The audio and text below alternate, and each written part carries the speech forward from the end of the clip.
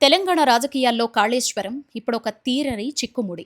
అధికార కాంగ్రెస్, ప్రధాన ప్రతిపక్షం బీఆర్ఎస్ మధ్య ఈ ప్రాజెక్టు ఒక రాజకీయ రణక్షేత్రంగా మారింది. నిత్యం విమర్శలు, ప్రతి విమర్శలతో రాష్ట్ర రాజకీయాలు అట్టుడుకుతుండగా తాజాగా హైకోర్టు ఇచ్చిన తీర్పు సరికొత్త ప్రకంపనలు సృష్టిస్తోంది. ఈ తీర్పు బీఆర్ఎస్ క్యాడర్లో ఉత్సాహాన్ని నింపితే, కాంగ్రెస్ శ్రేణుల్ని మాత్రం కొంత నిరాశకు గురిచేసింది. బీఆర్ఎస్ కు మరణ శాసనమా?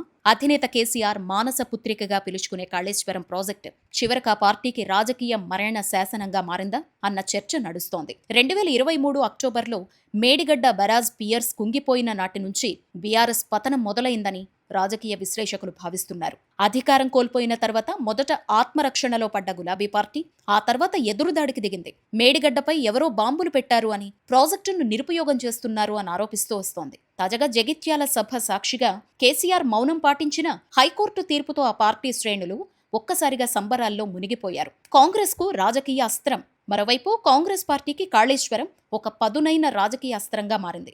రాహుల్ గాంధీ, రేవంత్ రెడ్డి నాటి నుంచే ప్రాజెక్టు నాణ్యతను ప్రశ్నిస్తూ వచ్చారు.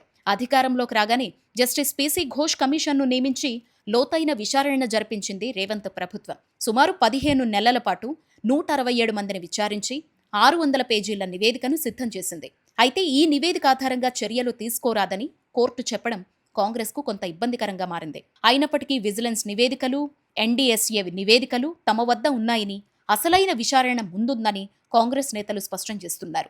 సత్యమే జయించింది అని హరీష్ రావు అంటోంటే అది పీసీ ఘోష్ కమిషన్ కాదు, పీసీసీ కమిషన్ అంటూ కేటీఆర్ విమర్శిస్తున్నారు. ఇక కేంద్ర మంత్రి బండి సంజయ్ రాసిన లేఖ రాజకీయాల్లో మరో వివాదానికి తెరలేపింది. మొత్తానికి కాళేశ్వరం చుట్టూ తిరుగుతోన్న ఈ రాజకీయ చదరంగం ముందు ముందు ఇంకెన్ని మలుపులు తిరుగుతుందో వేచి చూడాల్సిందే.